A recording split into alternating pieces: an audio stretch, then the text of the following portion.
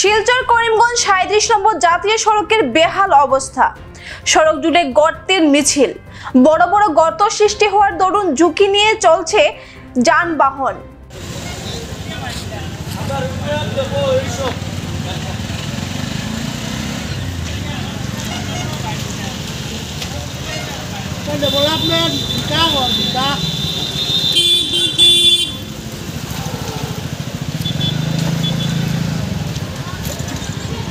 শুক্রবার ৫ গ্রাম range forest কার্যালয়ের সামনে পুকুর সম গর্তে পড়ে নিয়ন্ত্রণ হারিয়ে রাস্তায় পাল্টে খেয়ে পড়ে একটি পণ্যবাহী ই-রিক্সা।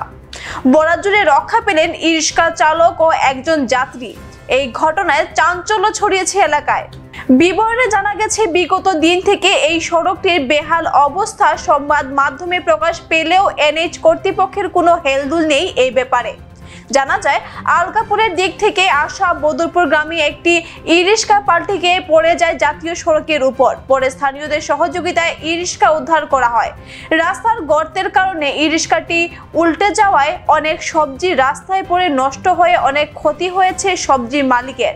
তবে স্থানীয়দের দাবি যে এত বড় বড় গর্ত সৃষ্টি হয়েছে জাতীয় সড়কে, সেটা কি বিভাগীয় আধিকারিকদের নজরে পড়ে না? বর্তমান সময়ে যে বেহাল অবস্থায় রয়েছে সড়কটির, তাতে বড়সড় দুর্ঘটনার আশঙ্কা প্রকাশ করেছেন স্থানীয়রা। এই রাস্তাটির দ্রুত সংস্কারের দাবিতে ভুক্তভোগী জনগণের।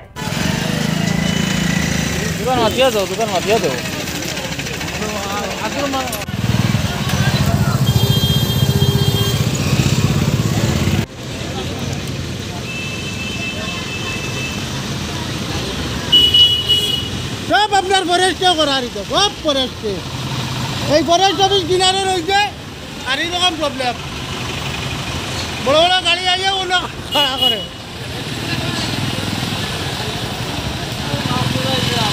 আজকে রাত চুরি করেন তারা। নষ্ট লস হয়েছে। কেমন টাকা লস হয়েছে তোমার?